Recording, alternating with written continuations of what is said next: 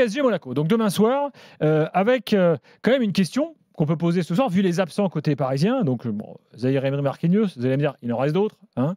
Est-ce qu'on doit considérer le PSG comme ultra favori malgré tout demain ? C'est pas n'importe qui en face. Monaco, il y a quelques jours, il y avait encore des avis dans l'after pour dire attention à Monaco, ils peuvent aller embêter le PSG. Et si le titre était possible pour eux, là, on a quand même un des gros matchs de notre championnat demain, une confrontation directe pour le podium. Alors, Zahir Emery, Marquinhos absent côté Paris. Précisons quand même qu'il y a des absents à Monaco. Il y en a notamment un très important, c'est Youssouf Fofana évidemment qui est suspendu. Boadou et Ben Seguir sont pas là. Bon, Mbolo, ça fait un moment. Caio Henrique également. Bon, il y a aussi des Caio Henrique et Vanderson quand même quand ils sont pas là. D'ailleurs, j'ai l'équipe, le 11 de départ possible de Monaco demain. Bon, ça a quand même de la gueule, hein, avec leur nouveau bon gardien cette année, Keun. Maripal en défense, Singo Magassa, Jacob Zakaria, Matadzo, Diatta, Golovin, Minamino, annoncé titulaire, et Ben Yedder. Annoncé titulaire, seul en pointe demain. Côté parisien, il ne devrait pas y avoir non plus de surprise notable. Il y a le milieu, quoi. On a envie de savoir. Oui, que va-t-il se passer sans Zahir Emery ? En fait, c'est un peu ça. Ouais. Moi, je parie sur Vitinha, 4-3-3 avec Vitinha. Bon. Ouais. Est-ce que vous considérez que le PSG est malgré tout ultra favori demain soir face à Monaco, ou est-ce que vous voyez un match un peu plus ouvert ? Bah écoute, on devait faire le Survivor avec notre partenaire. Bien sûr. Paris. T'as joué quoi, toi ? Bah, du coup, j'ai pas joué le Paris Saint-Germain. J'ai hésité, mais je me suis dit non, je suis pas sûr que le PSG. Je suis pas sûr que le PSG va battre l'AS Monaco. C'est quand même un jeu très intéressant pour ça. Bon, après, moi, j'avoue que c'est quand même très difficile de dire à chaque journée qui va gagner un match pour sûr en Ligue 1. Mais en tout cas, souvent le Paris Saint-Germain à domicile, c'est quand même gagné ou quasi sûr. Bon, ils ont perdu en l'occurrence contre Nice, mais je trouve que Nice et Monaco sont deux équipes qui peuvent être non pas semblables dans la qualité de jeu, mais dans la qualité de l'effectif quand même. Il y a quand même des joueurs encore plus à Monaco qu'à Nice. Et bien sûr que l'AS Monaco, d'ailleurs, historiquement sur les dernières saisons, pose souvent beaucoup de problèmes, comme le GC Nice d'ailleurs, au Paris Saint-Germain, au Parc des Princes. Et donc, moi, je ne mettrais pas ma maison sur le fait que le PSG batte l'AS Monaco. Mais pour moi, si je dois répondre à la question du soir, ils sont quand même pas forcément grands, mais favoris contre l'AS Monaco. De toute façon, Paris est toujours favori. Paris est toujours favori en Ligue 1. Après, tu as des challengers plus ou moins armés. Effectivement, moi, je trouve que Monaco, c'est une équipe intéressante qui, dernièrement, a un peu plus de mal, notamment à cause des blessures. Tu t'en parlais tout à l'heure, des blessures sur le côté. C'est vraiment, pour Monaco, c'est terrible. Parce que tous les buts que je regarde, les buts contre Lille, je regarde les buts contre Marseille, c'est toujours le même but. C'est toujours le même but en contre sur le côté, dans le dos des latéraux. Derrière, avec Ou sur coup de pied arrêté avec Caio Henrique. Ou sur coup de pied arrêté, mais je parle des buts encaissés. Okay. Des buts encaissés, c'est vraiment toujours des contres, ou alors attaque côté droit, ça termine côté gauche, et à chaque fois, le latéral, le piston est pris à revers. Et donc là, contre Paris, tu as Mbappé, Kolo Muani, Dembélé, tu sais que ça peut faire un peu mal quand même sur les côtés. S'ils arrivent à tenir les côtés, je pense qu'au milieu, ils sont capables de garder le ballon plus facilement que Paris.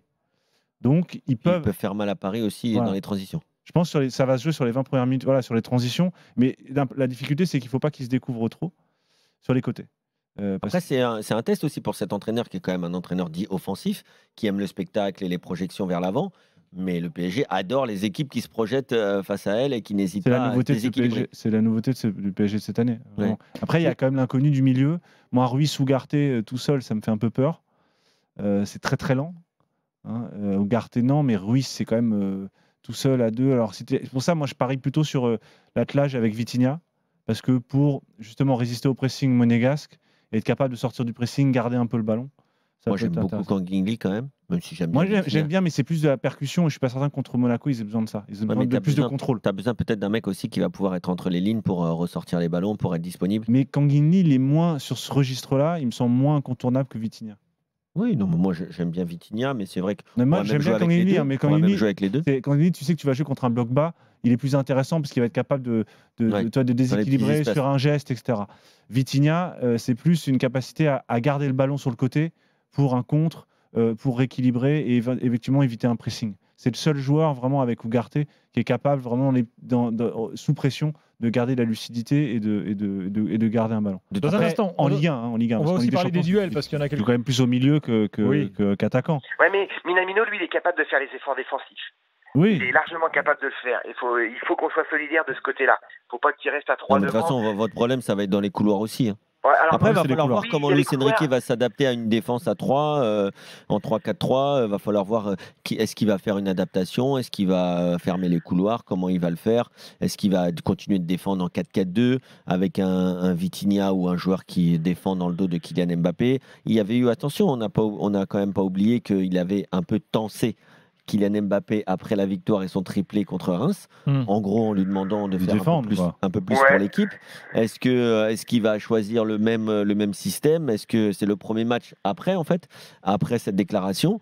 On va voir comment le PSG et son animation vont évoluer jusqu'à la fin de l'année et puis en deuxième partie de saison. C'est l'enjeu de ce match, hein. C'est les côtés. Qu'est-ce qui va se passer sur le côté? Est-ce que Mbappé a entendu le message? Et est-ce que Monaco va être capable de régler ce problème? On va quand même écouter Luis Enrique qui parle des blessés, parce qu'il a été interrogé aujourd'hui sur le sujet, sa réponse. Sin ninguna duda, tengo una plantilla la mejor del campeonato. J'ai la meilleure équipe du championnat. C'est dur d'avoir des joueurs blessés, mais l'effectif est très large et de haut niveau. Avec le programme chargé, ce n'est pas plus compliqué. On a beaucoup d'envie après cette trêve. Bon, j'ai la meilleure équipe. Il a dit un truc rigolo d'ailleurs. Heureusement. Luis Enrique, dans la conférence de presse, il lui dit, on lui dit alors, qu'est-ce que vous pensez de la Ligue 1? Il dit, oh bah finalement c'est un championnat pas mal et tout. Et je me suis dit, mais tout le monde était là à se féliciter. Bah oui, il y a des bonnes équipes. J'ai été agréablement surpris. Et je me suis dit, mais c'est un peu comme le mec qui vient dîner chez toi et qui dit, oh bah finalement c'est pas mal la bouffe ici. Toi, tu te dis. Ah, tu veux dire, il va pas arriver. Je me dis, mais quelle est l'image de la Ligue 1 en fait? Tu vois, les types arrivent et ils se disent. Ah, toi, tu vois en creux un message. En arrivant, il s'est dit, où est-ce que je fous les pieds? Où est-ce que je fous les pieds? C'est comme le mec qui dit, ah bah finalement le dessert il est pas mal chez toi. Puis la déco, bon, ça va. Ça m'a un peu. Je me suis dit, quelle est l'image de la Ligue 1 quoi? On ne va pas reprocher à Luis Enrique quand même de. Non, mais ils disent tout ça, tous les entraîneurs étrangers qui disent ça. Sous-estimer la Ligue 1, mais attends, Luis Enrique, quand tu as entraîné l'Espagne, quand tu as entraîné le Barça. Bon, forcément, tu arrives en Ligue 1, c'est quand même. T'es pas upgradé, quoi. T'es un peu downgradé pour le coup. D'accord, mais tous les entraîneurs étrangers qui viennent disent tous exactement la même chose. Bon, en même temps, Thibaut, t'as pas un entraîneur qui va se pointer et qui va te dire en fait, c'est nul ici. Qu'est-ce que t'as un entraîneur qui peut arriver qui dit je sais que c'est un très bon championnat. C'est fidèle aux attentes que j'avais. Je sais que tu cuisines super bien. C'est pour ça que je suis venu manger chez toi. Parce que tu me fais toujours des super plats. Là, t'es un peu dur. En fait, c'est juste. Il y a beaucoup de gens qui critiquent la Ligue 1, mais la Ligue 1, c'est pas si mal. Mais moi, je trouve pas que ce soit un message hyper positif sur la Ligue 1. Au contraire. Alors, Cédric, un dernier truc sur Monaco ou t'as tout dit sur la Ligue 1. Non, j'ai pas tout à fait tout dit. Après, il y a notre défense qui est quand même.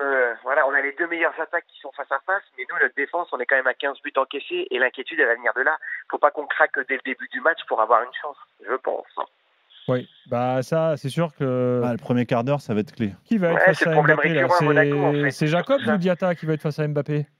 C'est Diatta du coup. Oh, je sais pas. Il est plutôt à droite, Diatta. Ouais, là, il a fait avec. Ils ont bricolé parce que Diatta, il est courageux. Mais bon, il a vite fait de se jeter aussi. Et en fait, c'est une incertitude totale à chaque fois que Monaco joue. On croise les doigts pour que ça passe à cause de la défense. Mais bon, on est plein d'espoir, évidemment, en tant que supporter positif qu'on est. Cédric, merci beaucoup. Bonne soirée, bon match demain. Ça marche, merci, bonne soirée. Salut Cédric. Bye bye. Demain soir, donc ce PSG Monaco. Ah oui, juste un mot quand même, parce que je trouve qu'on n'a pas assez parlé depuis le début de la saison du gardien de Monaco. Parce que pendant des années, on disait mais ils n'arrivent pas à trouver un gardien correct. Ils se sont trimballés le pauvre Nubel là, qui était une passoire pendant plusieurs saisons. Là, ils en ont enfin trouvé un bon là. Ouais. Parce que là, Keun, c'est Schön, comme on dirait. Ouais. Schön. Ouais. Schön.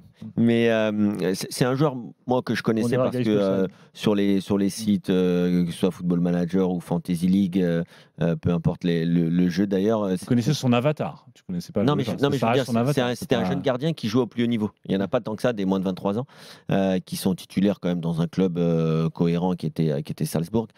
Mais aujourd'hui, c'est vraiment un gars qui est tout simplement au niveau de l'AS Monaco, ce que n'était pas Nubel, et on l'a vu dès le départ. Dès les premiers mois de Nubel, tu vois, c'est plongeon, il n'y a rien d'ailleurs. Je ne sais même pas où est-ce qu'il joue Nubel, pour te dire la vérité. Et c'est vrai que c'est un gars. Il a été prêté dans un club de Bundesliga. Ouais, je sais plus. C'est le genre numéro 2 à Francfort, un truc comme ça. Je sais plus, mais là, c'est un gardien quand même qui est très cohérent. Voilà, Stuttgart. Il est titulaire? Ah, je l'ai vu jouer des matchs, Et donc, c'est quand même un gardien qui dégage de la sérénité, même s'il a fait une ou deux boulettes, quand même. Ça reste un jeune gardien, et on sait, j'en parlais d'ailleurs avec mes gardiens cette semaine, mais la maturité d'un gardien, c'est quand même plutôt autour de 30 ans. Tu laisses le choix entre Donnarumma et Keun dans ton équipe des Lusitanos, tu prends lequel? Non, mais après, moi, Donnarumma quand même. Trop cher, il prend pas de Donnarumma. Ah, si, non, juste les qualités footballistiques. Il prend pas. Non, mais moi, si tu me demandes à choisir, je préfère Mike Maignan, par exemple. Je te dis Keun ou Donnarumma. Keun ou Donnarumma, non, je prendrais quand même Donnarumma, parce que sur sa ligne, c'est quand même dur de lui mettre un but à Donnarumma. Après, c'est clair que... Après, comme dirait Lionel Charbonnier, c'est le dernier recours, l'arrêt sur la ligne. Tu arrêtes tes buts avec la voix. C'est ce que dit Lionel Charbonnier, c'est de dire... Moi, c'est ce qu'on me disait aussi quand j'étais gardien. C'est l'anticipation, c'est... J'ai vu Donnarumma avec l'Italie. Capable de sortir beaucoup de ta zone. Je vais te dire un truc. Un gardien, il est, pour moi, mature à 30 ans. Souvent, tu les vois, c'est là où ils sont les meilleurs, entre 28 et 35 ans, un gardien. Donnarumma, il a commencé très jeune. S'il arrive à rester sain, il peut nous faire quand même une carrière, je ne vais pas dire à la bouffonne, mais une longue carrière. Et on oubliera peut-être qu'au PSG, dans son passage, il a été un peu moins bon avec les pieds. Il n'y aura pas toujours des entraîneurs qui vont lui demander d'être le libéro et le premier lanceur de son équipe. Même si ça, il ne sait pas le faire. Et je pense que ça ne s'acquiert pas. C'est tu l'as ou tu l'as pas.